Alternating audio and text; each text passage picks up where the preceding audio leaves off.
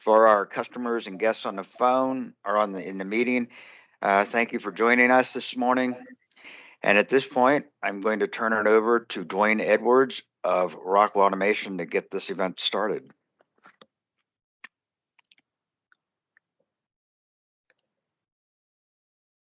Great. Thank you, Stephen. So good morning, everybody. Thanks for joining us. We'll talk a little about IEC 62443, and I hope to make it as interesting as I possibly can. Not always easy with frameworks and security standards, but let's give it a try. So a few words. I'm sure everybody on the call has heard various versions of Colonial Pipeline. I'm not going to go through a lot of that in any technical detail, but really more about the aftermath. First and foremost, right? I think this was a wake up to a lot of people, and I say that, and I think it's unfortunate that it takes these kind of events because there's a fair amount of knowledge around the industry and the world that these are pretty serious. So, the sort of the good news is what happened more sort of importantly than anything in my mind is there was this executive order that was signed on 5/12, and again, not going to go through the whole details of this. This is here for your guys' reference, but I think the two sort of most important outcomes from the executive order are, first and foremost, it puts the federal government, who is obviously a big consumer of security technology. I'm sorry, somebody is kind of introducing a fair amount of noise. If you could mute, I'd appreciate that. It puts the federal government, who's a pretty big spender in terms of cybersecurity, into the mix, right? So an executive order, is typically just a directive for things that the president, who we know, right, is the executive, can control. So there's that, right? It tends to reward those vendors who sort of take security very seriously, right? And it tells one of the biggest buyers in the space to spend money on security. The second thing it does is it tends to signal legal and regulatory intent as much as it can. And I think we're already seeing some bills being introduced into Congress. We're seeing, I think, a little bit more rigor on the private sector from people sort of understanding it's coming and trying to prepare for these things. So those are the documents you see. I put some links in there. Again, a good step forward, I believe. On a little more personal note, and I think something that affects all of us, basically because of what we do for a living and who we do it for, is it's important to remember there's no safety without security. And if you Google those words, tons of great seminars, tons of great presentations out there. Almost hate to mention it, because in one way it's a master of the obvious kind of statement, but at the same time, it probably doesn't get as much attention as it deserves. In my own personal life, I ride motorcycles on the street, and the two things that scare me the most are people who are texting and Tesla automobiles, because that has that auto drive, right? And so the more we see it, and we've seen, if you go also look out on the web, you can Google a variety of different things that have happened out there where people have taken over cars. So not going to get up on the soapbox about that, right? Except, this very much applies in our workplace the same way. If we look at the value we place on our peers and our employees' lives, and the kinds of things we control, we really do owe it to them to make sure that we're as secure as we possibly can be. So a little bit about the framework, right? And why do we use frameworks? It's not, again, always the most exciting thing that we can talk about, but the two things that are extremely important in my mind, right, is first and foremost is that it allows us to have a a common way to communicate. It's a shorthand, if you will, and models and frameworks help us with that. I've been in the security business, if you will, for 20 plus years, and I still wake up every day very excited about trying to contribute to the community. The good news about the frameworks, and there's lots of them out there, is they're shorthand, right? So the more we all can use and know and hang words into the framework, hopefully the better it is, and easier it is to speak on how we secure our various systems across a wide variety of arenas, and a good framework can abstract away from things like where is it located and who's using it. Now, having said that, 62443 is very much an industry or an industrial related framework, which makes it easier for us to use. And then secondly, and it's sort of in reverse order here, but the prioritization of spend is vital to all of us. I talk with customers all the time who just seem to really struggle with where to start. And if you can start and understand a framework, and you can start and understand how to talk to the value of security with a framework, I think it goes a long way toward getting you down that path. Part of which is very vital, I think, for me and people like me to help you as customers. Well, quite frankly, to go out and get budget. I mean, let's face it, that's probably the hardest task we all share. And so using things like this and helping to understand risk and how to talk about risk in our businesses is a valuable skill, right? And one certainly hope to help you with a little bit today and really in the future. And the more anything I can do, I certainly welcome it. So there's a bunch of standards. There's a bunch of pieces to 62443. I'm not going to try it again as a reference kind of slide to go through each and every one of these. I'd like to draw your attention to a few things. One is, I believe it's a pretty well organized document. There's things that are very much at the top in the blue about general security, and it does just go through and tries to be very complete in terms of if you've been in the security game or have some basics, these are the kind of documents that maybe you won't use a lot, but they start at a very foundational level. And then more importantly, as we go down the list, quite frankly, again, is the whole thing around policies and procedures. And while not exactly the most exciting thing in the world, again, this allows us to define a common set of good guidelines, which lead toward policies and procedures. Security is not a one and done kind of thing, and it's not gee, I can buy a firewall, I can buy this technology or that technology. It's and probably one of the things that makes it the hardest is it is a little bit of a slog, and it's a constant thing. And I know saying those words won't exactly excite you to go out and do the things that need to be done, but the good news is there's lots of free stuff out there, and the policies and procedures can help you through some of that. And I'm not big on talking about the history of events. You all know how to use a web search and a web browser, but if you go out and you look at even the most recent events, so many of them are simple things which could have been stopped through simple stuff like just good hygiene. Not the least of which is making sure you use passwords and use usernames that are unique to each individuals and kind of do an inventory.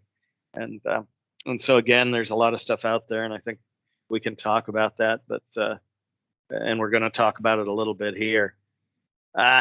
Last or second and next, if you will, is system, and we're going to talk a bit about 6244333, and the whole thing around the 3 series is not so much how do we as Rockwell or you as customers build and execute on security in and of itself, but how do you build a system that works together and is secure? And I'm not going to go any further down that road because you're going to hear that more in the second half here. And then lastly, and something I will talk about a little bit here is how does Rockwell, as a company that is very serious about providing security to our customers, what are the kind of things we can rely on in the framework to build more secure devices? And there's two parts to that, as you see here under the component level. One of which is a lot of rigor and advice and strategies on how to build a secure development environment, both how you test things, how you look for holes in your development environment, and even as clear stated as how do you do product security incident tracking, or how do you communicate to your user community, hey, there's a vulnerability and this is what it's like and these are the mitigations and here's what you do to fix it. That's an important part of the process, as much as trying to avoid those things, is communicating the user base, right? So and then last is, what are the kind of features that we drive into the products as well? So extremely large amount of work and information went into the framework. I'm going to try to give you just the briefest glimpse of it in the next few minutes, because I think it's easier to relate to in terms of examples. Hopefully you learn something, and then certainly hopefully you can pick up some ideas on some of the things you can do. So I don't typically repeat myself in these kind of things, but here are the standards.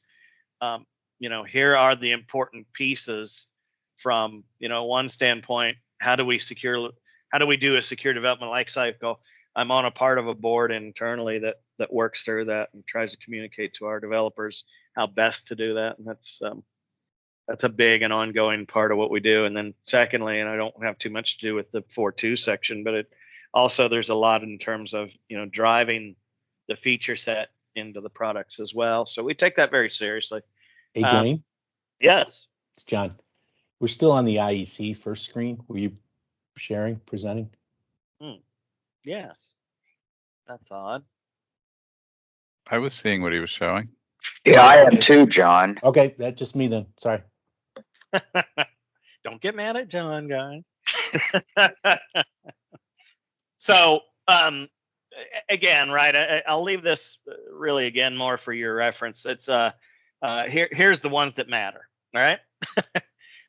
So we're just going to talk real briefly down the 4.2 path as a setup to the 3.3, right? And it's and I want to do that really just to kind of get you comfortable with it, right? It's a document that does tend to maybe intimidate a little because it's very long, but most of the stuff, if you break it down correctly and go out and look at the document itself and kind of, they talk about how do you eat an elephant, eat it one bite at a time. And if you do that, it's pretty straightforward. There's a ton of stuff, and these are the foundational requirements. There's 7 of them. And if you break them down, they're pretty simple. And the first and foremost one is access control. And while there's a lot of little parts, it's pretty straightforward. It's stuff that you've heard and advice you've probably had in the past. It's, have a username and password for every user. And I'm not going to go on about that. I get a lot of feedback on that every time I ask about it, but it's a capability that's there for virtually everything we've made in the last decade.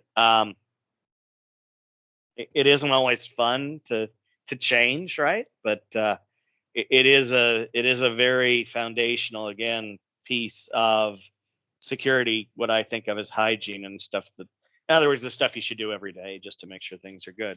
And that part of it also talks through just very simple things like, we should force changes, right? So in other words, you should change your password every once in a while. We should enforce the strength. If you've heard about the Oldsmar incident and the incident out in the Bay Area of San Francisco, both of those were wastewater events. And it's a little fuzzy on exactly what happened in Oldsmar, but the two things were password hadn't been changed in a long time. There was some vulnerable type of remote desktop software out there, but the credentials on Oldsmar had shown up on the dark web, as well as the credentials out there in the Bay Area. So, the very simple fact of changing your passwords and not manually synchronizing passwords over a large variety of accounts. Those kind of things are important, right? So when we talk about policies and procedures, and when I say the word hygiene, it's amazing how many different kinds of attacks just those simple activities stop. And unfortunately, many of us, right, don't take that up, including even in our personal lives. I'll admit that it took me a long time to realize I should not manually synchronize my passwords across accounts. But at any rate, and this is my job all day, every day, right? Use control, right? So we should have roles. We should have roles for the different users, and that's things like, an operator kind of role should not be able to change settings, right? They should be able to see alarms and see alerts and respond to them, but they shouldn't be able to change the limits at which alarms and alerts are set.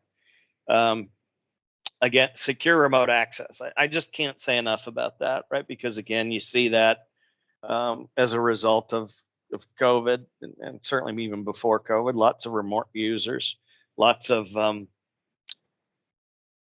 again, lots of real simple and unfortunately bad hygiene in this area, where maybe not using the greatest technology in the world because it was free or because it was easy, not putting any policies or procedures around even those devices or solutions that have that capability. Again, we all need to just take it a little more seriously. And then if you do have the desire, and if you do look down the framework, it's when I say usher the session, right, it means look at it, right? I let a user, or I let a SI or OEM or whoever into my network. I should watch what they're doing, and that capability is there in a lot of the specialized stuff that's meant for our industry, and the capability, obviously, to stop the session and do those things easily without an IT background or what have you. Next is integrity, and that really comes down to, and the things I think we often go to a bad place, and maybe rightly so, but even data integrity is also about accidental changes, right? There's the intentional change, right? Bad actor, nation state. In all too many instances, disgruntled employee or disgruntled ex-employee who still has the credentials to log onto the system long past his fire date, if you will. And this section also, protection from malicious code, which talks a little bit more back to the developer of the code and how they might do testing and stop malicious code from happening. But integrity also just means communication, right? My background is networking. It really comes down to making sure that the messages get through, and they get through unaltered. Next, and certainly not least, is data confidentiality. It's about data encryption, and whether that be encryption in transit through things like SIP security, or encryption at rest, even life cycle management kind of things, in terms of getting rid of the device. Do you put it through a wood chipper? How do you get rid of devices that you've used? And what, again, from a Rockwell standpoint, what can we do to make it easier to make sure that data is not on the device, after it's been erased? I think we all know the Windows and normal general purpose compute devices don't really erase things unless you take some very specific actions. So, how do we make sure that data is confidential? And that's an important part of the coverage, important part of the framework. Data flow, right? Restricting data flow. This comes down to, and that's the picture, right, is what kind of controls can we apply that only allow devices that could and should talk to each other to actually do so. And this is quite often one of the places that gets a lot of press, if you will. This is firewalls, right? This is data diodes. This is a variety of access control lists and other measures you can apply at the network level, and is embodied again in some of the things like SIP security that we provide, that say, the more I can restrict devices that can only talk to each other on the need, the less I have an attack surface, a place for bad actors to come and play. So spent again a fair amount of my career around this. The good news for us collectively, when I think about OT, is it's a simpler system, and some of you might scoff at that. When I say simpler in this particular regards, we've got a pretty well defined system that we know which devices need to talk to each other, and you can compare that to sort of the Wild West of who we are and how we act in our normal sort of IT business roles, which is I need to go all over the place. Many different systems talk to each other and hard to define those kind of systems. So at least we have an advantage there, and I'd certainly say it's a thing that's well worth it. Timely response to events, right? So really should be sending log information out. So, and this is as much, or probably even more so, about recovery than anything. If something happens, if there's a bad event, if you will, if I can go back and look at the audit logs, quite often I can rebuild my systems faster, easier, better. Or if there's things like what I think of as near miss events, I need to look at those audit logs, and that's not necessarily something that we all do every day, but it is important to keep the logs and keep them available, and that's put out in the foundations here. And if you've got a little more mature security process or program out there, the ability to actually look into network traffic and do what we think of as threat detection or scene change. And again, not necessarily an advertisement, but if you look at things like Asset Center from Rockwell, and there's certainly competing products out there in the marketplace that says, I would like to know if changes happen to my system. I would like to be alarmed and alerted on them. In a perfect world, I would love to have a great change management system. But even being alarmed and alert on change management is pretty high in terms of finding bad actors. So that's the kind of thing that we can look at to do a certain level of detection. And then from from both sides of the coin, right? Resource availability.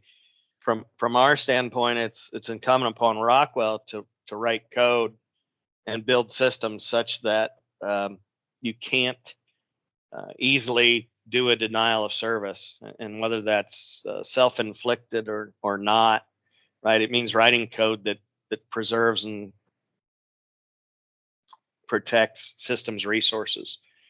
Spent a fair amount of my career at a company called Cisco Systems, and you could do a pretty fair amount of damage if you weren't careful with a little command called debug, because the debug, depending on what the parameters you put in next, could conceivably try to monitor the whole system. You could actually put in a command called debug all, and that would try to debug everything that was going on a router or a switch. And I guarantee you it stopped functioning as a router or a switch once you did that.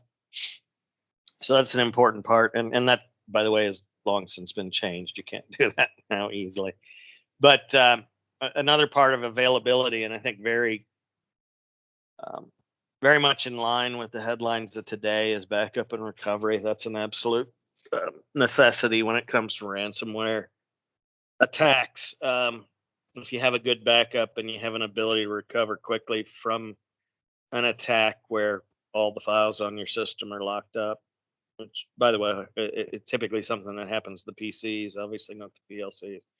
But if you have that ability to recover, you can often avoid, time wasting, downtimes, production hits. And in fact, there were a number of people that were doing that so well that the bad guys changed their tactics to not only locking up systems, but exfiltrating data, stealing data, and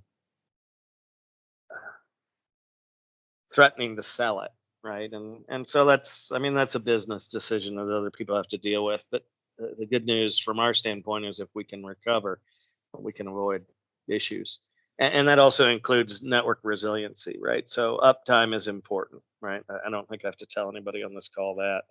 How we value in build networks doesn't necessarily always sync with those words, though. So we all want to be good stewards of our company's money. At the same time, spending a few extra dollars into the network, I think, is always an investment that is well founded. I almost said well funded, because we know that second part isn't necessarily true. But those are all the requirements. If you look at them, I just gave you 7 requirements in a relatively short period of time, and I realize I just touched the surface of the different requirements and what they mean. But if you look at that, that is, in a nutshell, all of the framework. So I would encourage you, and we're going to hear a little bit more about that now, and specifically how we might apply that to a whole system. But I would certainly encourage you to look through the document. There's a lot of good summary things out there. Certainly ask us as Rockwell and Rexel questions about how you might get more compliant. But at this time, I'd love to turn it over to Tim and let him talk specifically about a solution that we put together for 3.3 compliance. Great, thanks, Dwayne. Can you guys see my screen okay? Just making sure. Looks like you should be able to. Yeah, we can, Tim. Perfect. All right, so I'll get started, particularly because there's a fair amount of information, but sort of just to get you on the sort of ideas that I want to share here, is I'm going to relate to a story that I like to tell a little bit, which is, if I'm not sure if you're familiar with Richard Feynman.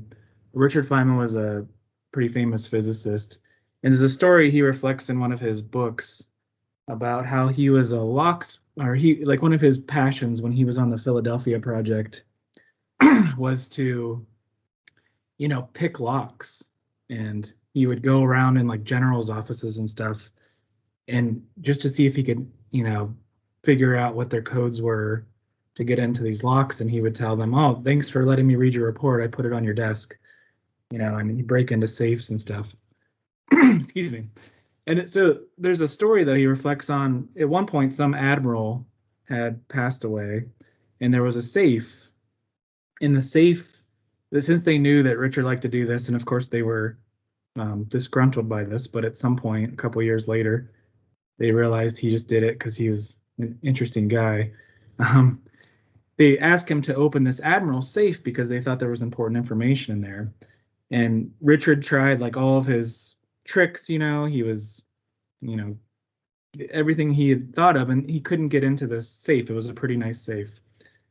And so after like an hour of trying, he gave up, or he got called to a meeting or something, and they pulled in a locksmith. And Richard kind of ran back from his meeting as quick as he could, like 10 minutes later, and the locksmith had already opened it and left. And so he's thinking, wow, this guy is pretty amazing. How did he open it? So he actually finds out who the guy is and sort of hunts him down and like walks past him a bunch of times so he can get to meet him. And then he sort of sneaks in, and they don't they become friends actually. But at the same time, they never really exchanged their names too much, and Richard had never grew enough courage to ask him about that at some point. However, one day, like a year or so later, somebody walks by like, "Hey, Dick Feynman, good to see you. How's it going?" And so the locksmith says, "Wait, you're Richard Feynman? Like, I've heard all about you, and you're like amazing with lock stuff." And Richard's like, "Well, me? How about you? I mean, you opened that Admiral safe in like less than 5 minutes." And he's like, "Oh, that was nothing." He's like, "I just used the default code from that lock manufacturer, and it opens right up." So Richard goes and he finds a book that has all the sort of default codes these come with, and he reflects in his book that about 80% of the time no one ever changed the combinations. So with that in mind, that's where we kind of wanted to start with a lot of the security stuff that we were doing, particularly with Rockwell and Plant PX. I actually come from a non-security background, but I've taken on a big security system role within my role. And so a lot of times I like to think about the projects I've been a part of. I was an SI for a while, and just knowing where, you know, folks like you and your customers and what kind of situations you're really in. So when looking at how we can implement security, a lot of times it's just best practices stuff to start out with. So let me go through this presentation. So some common issues with implementing security. You know, one thing is, you know, we want to stay open and flexible. We know these systems are changing a lot. In a sense, they're constantly being upgraded. There's things that are moving. Even like with Plant PX, one of our big things, and with Rockwell, is just how open we can be, and that's a good thing, but it also causes some security issues. Along with that, there's a ton of legacy equipment in almost every site you go to. It's not particularly often that you go to a site and you find, you know, all new stuff. And so we have to deal with that situation as well. And then we have the evolving workforce, I guess, as I like to call it, which is some of that is a loss of information and know-how, but there's also a new group of people that are coming in that have different skills that we should take advantage of. And then, of course, as Dwayne mentioned too, is just, you know, getting funding and not knowing the return of investment. I think most people realize, oh yes, we want to spend money, you know, we want to be secure as possible, but then sometimes the price tag can be really daunting. And so those are things we kept in mind as we were sort of developing our strategies for security.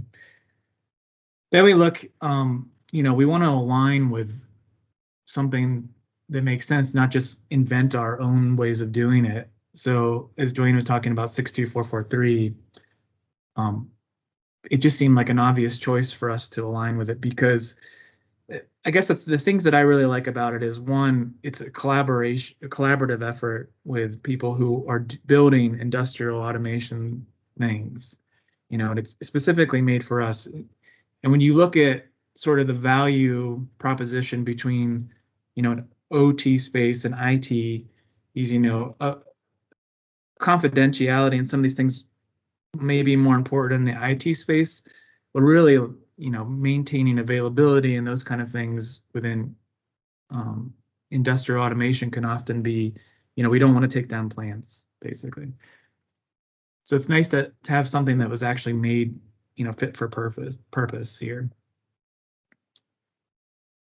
Other things is, it's not just about the system itself. It's not just the components. It really is a standard that reflects on the whole process, you know, from things that end users need to do, to system integrators, to not only just the products themselves, but how do you develop the product, what's the environment look like when you build it there. So if we look, and I know I'm kind of going over some of the stuff that Dwayne also went through, but I'll give you my spin on it.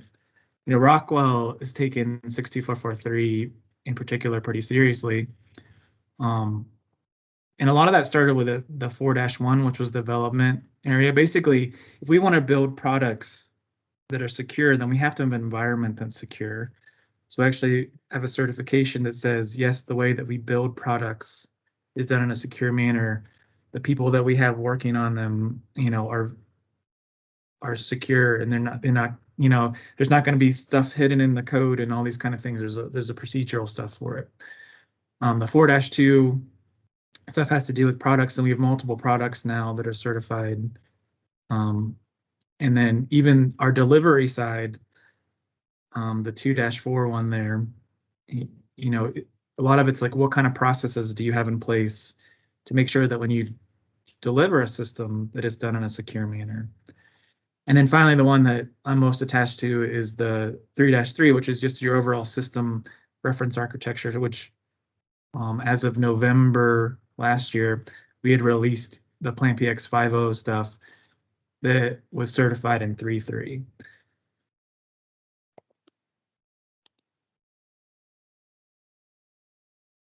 So to kind of highlight some more of this too, is we know use all kinds of new technology, and in particular, even the Plant PX team is pushing, things with IoT and advanced analytics and improved processes and new libraries and, more resiliency. And however, this stuff brings additional risk. And so all these things coupled to how do we approach how to do this? And I guess just another idea too is, it's a multi-pronged thing. It's not just one thing. It'd be great if we could just sell one product and it just did it. But unfortunately, that's just not the way security works. So what should you do? And I guess I'm harping on the Plant PX stuff, but one of the big things that I really wanted to push was, yes, we made it for Plant PX, but it really should be able to be applied to non-Plant PX Rockwell systems as well.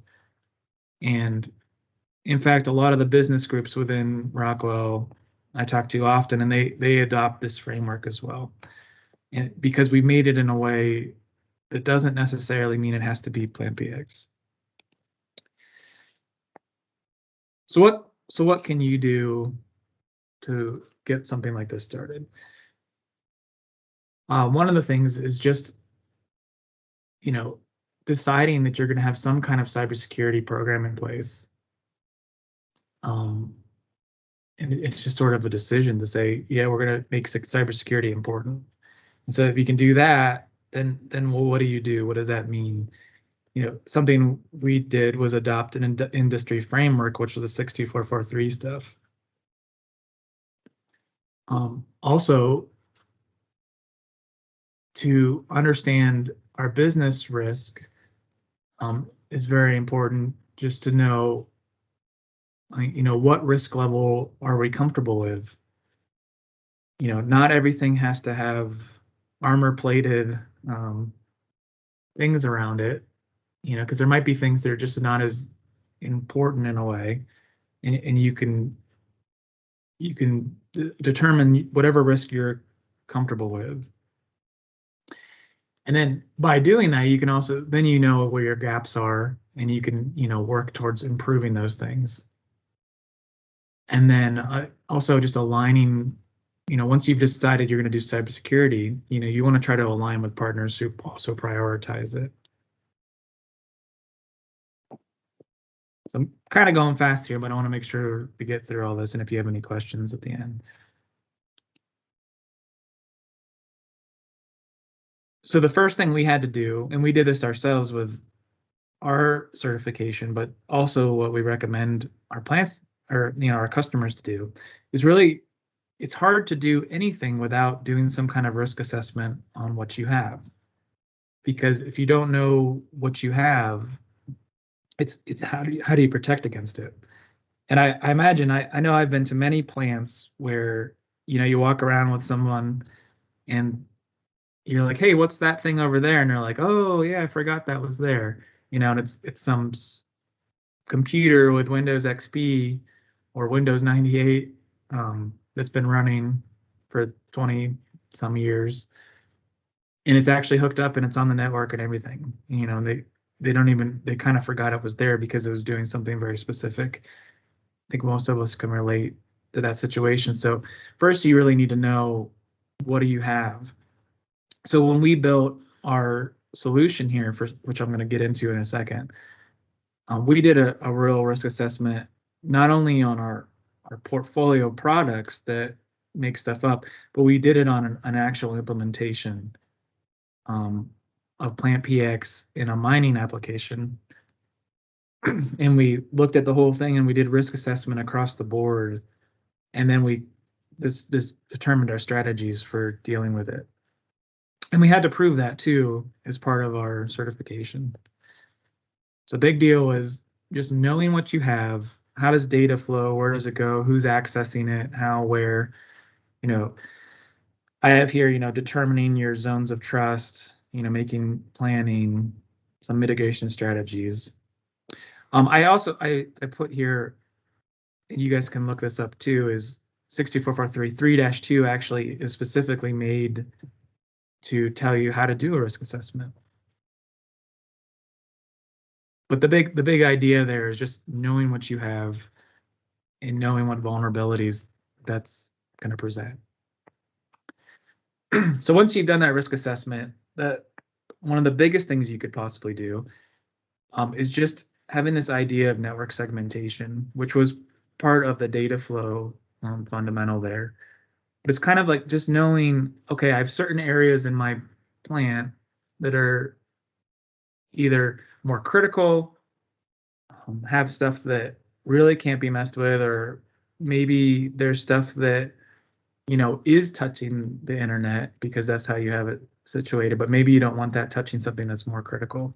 So just having different zones and breaking up your system in that way can really not only help you with security issues, because it makes it more, just a little bit more difficult for people to do harm, or even some stray script or something to do harm, because it can get isolated to that zone.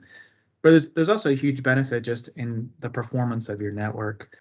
I don't know about you, but I know I've been to many sites which had networking issues where everything was still maybe on the same VLAN. You see VLAN 1, people have bought many a very expensive switch, you know, and then it works because they just plug it in and everything just kind of works because they're good that way, but they actually don't do any management of the switches. And so the idea here is, you know, you can, even just by segmenting that network, you can eliminate many traffic issues that you have. Because what happens when you break it down into network segmentation is you actually reduce the broadcast domain for each of those segments. So that just means less traffic, there's less chance for errors and things like that. So just it makes your system work better. There's more than just security on that. And also, if you want to go a little bit deeper, you can get into firewalls. You can set up cryptographic tunnels between different areas. That way you can control the traffic that goes in and out of those different zones. You know, one of the things here is just reducing like personal communications. I know I had a customer one time where I had built a new SCADA system for them, and they said, "Oh yeah, we're not on the internet or anything." And I remember plugging it in, and as soon as I plugged it in, you know, instantly went online and started updating Windows. I'm like, I think, you know, you don't even realize a lot of sites have internet hooked up to them because somebody set it up for a variety of reasons. And in that particular situation, that network that I went to, it was completely flat, open, and everything was exposed. There was no network segmentation.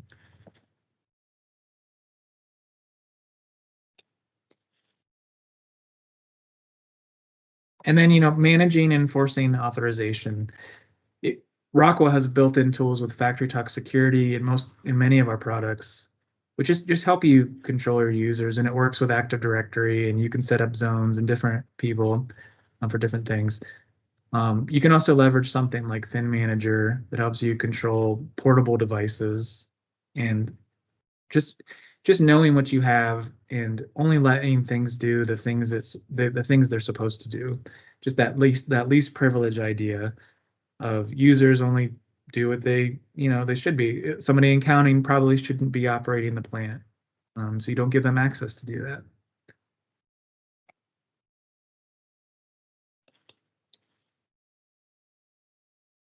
that. The other ideas that we implemented were using, you know, between different zones. I talked about the cryptographic tunnels. You can use different symmetric and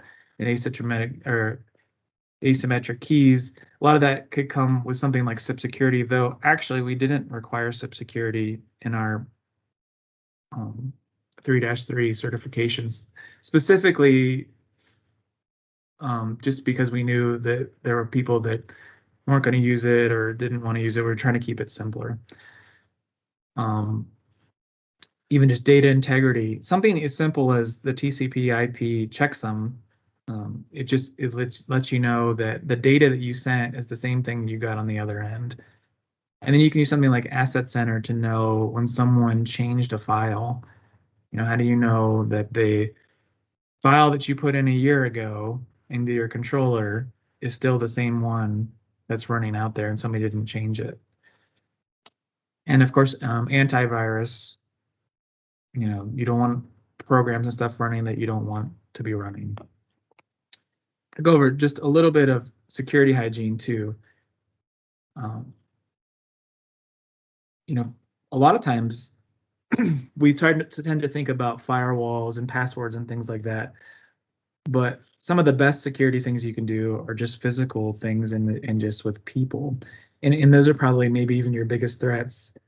We talk about a lot, excuse me, where, if you can take a hammer to a PLC, then it doesn't really matter how good your firewall is. So you can reduce that risk by just doing certain physical things like putting locks on panels, putting locks on doors, making sure there's badge access required. Shut down unused ports, so if somebody goes up to a switch and plugs their computer in, that it doesn't just connect to everything. You're reducing your risk by doing that. It reminds me too of the movies. When somebody puts a hard hat and a vest on, they can pretty much walk into everywhere. And I would say that corroborates with my experience in many places where it says, authorized personnel only. And if you can walk around with a suitcase, with a hard hat and a vest on and no one stops you, as long as you look like you know where you're going. So just having control over those sort of situations, many places just don't have that. Obviously the training and stuff too. I know at Rockwell, we'll get emails every once in a while where they're trying to trick you into clicking on stuff just to get you trained, to get used to looking out for, hey, just because it looks safe doesn't mean you should click on it. We talked a little bit about the logical store stuff, setting up different network zones, and then also maintenance, of course, patch management, Windows updates, firmware updates, just trying to stay on top of all those things. So I've explained some ideas here, but it's probably possible that you could forget about them or whatever. So what can you do? What I wanted to share here is that what we did is we put all this stuff in our manuals. So in particular, if you go to the process UM100, which we'll go ahead and share these later, these presentations, so you can link from there. But you could also just Google Rockwell process UM100. And if you go to Appendix A, it actually walks you through how we did our security checklist. So if you go through there, it'll point you to different documents, how you can set up your firewalls, how you can set up zoning, conduits, all that stuff, how you can set up your users, even Active Directory. Like many Rockwell documents, if you've seen them, it'll walk you through picture by picture how to set this stuff up. And just what we use to get all these different things to make sure that we were certified. And just so you know, we got our certification through TUV Rhineland, which is also where we've done a lot of our safety certifications. Appendix B tells you some firewall rules and configuration. So these are just tools that you can download right now. There's no cost to it. You can implement this stuff today on the systems you already have. You just go through this checklist. The majority of it doesn't require anything additional. Then there's also the secure RM001, which has some system security design guidelines. And then the user manual, the secure UM001, it tells you how to configure things like factory talk directory, the factory talk security, asset center, activation manager, in secure ways.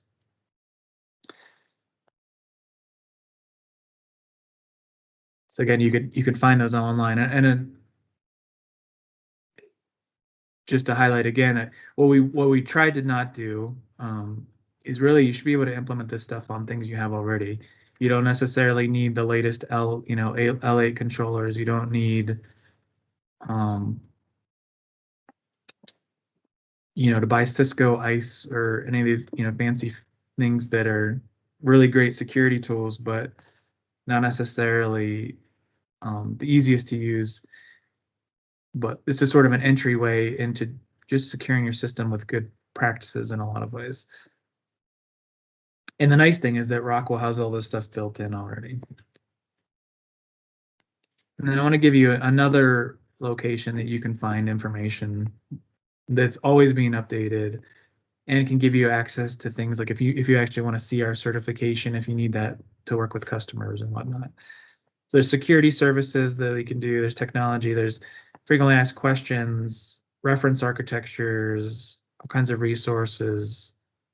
Talk about our Microsoft patch qualification lab. If you're not familiar, we actually, anytime there's a Microsoft patch, Rockwell has a lab that looks through it, makes sure to see which things it affects and lets you know that it's safe to do the update and your products that you have are going to work good.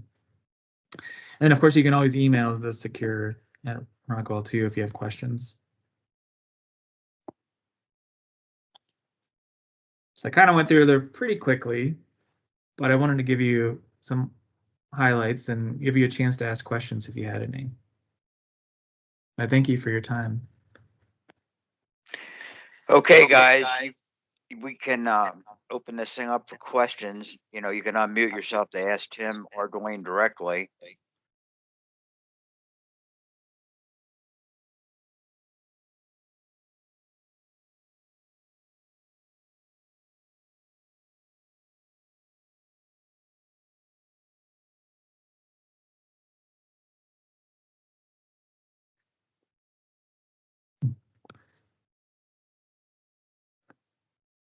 Yeah, I guess just as we're looking forward, one of the things I'm a member of the OPAF forum, which is the Open Automation Forum that looks at future technology or the sort of like the future process plants and this whole migration stuff. I'm one of the co-chairs on security, so we're trying to pull that in to how we develop our Rockwell stuff as well, and just looking at the full landscape. So it's not just what we're doing today, but where it's going in the future.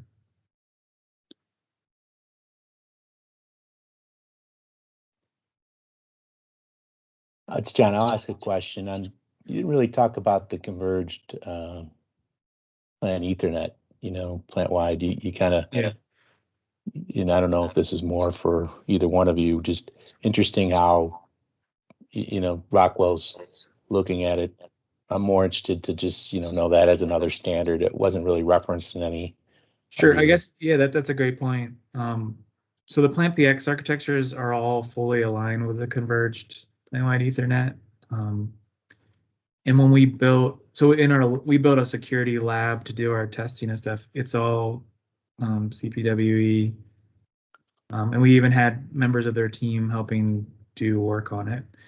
And what's going to happen there as well is their documentation is going to start getting updated as well. Over time. So it's a partnership with us in particular. Yes. Dwayne passed he was at Cisco, so it was interesting to hear it and how it makes sense now to me that you're using that in the lab. So great. And that spec's going to be updated. Great. Yeah, I think they're constantly updating and trying to add new content. I'm trying to get them to do more firewall stuff and more enterprise level things. But I think we're going to get there. Okay, we have a couple more minutes. Is there any questions yet at this point?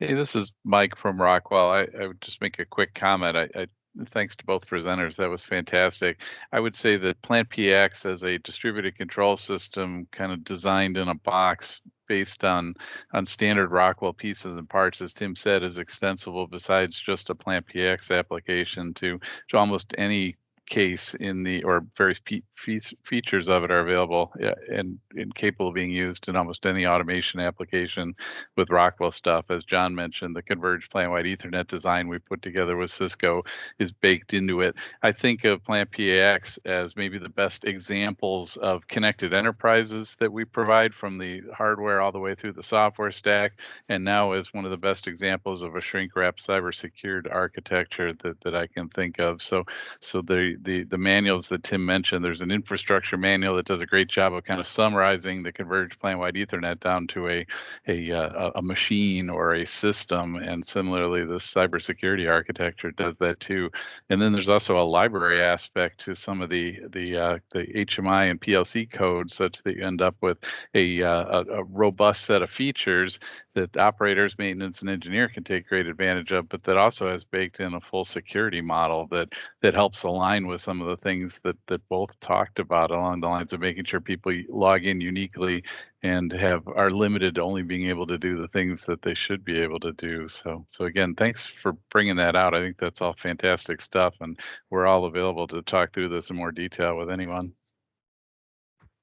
Yeah, and you can grab those manuals right now. You know, they're not hidden behind a firewall or anything. You can grab them and start looking at them, and they really do walk you through every step, probably with stuff that you might already have. So.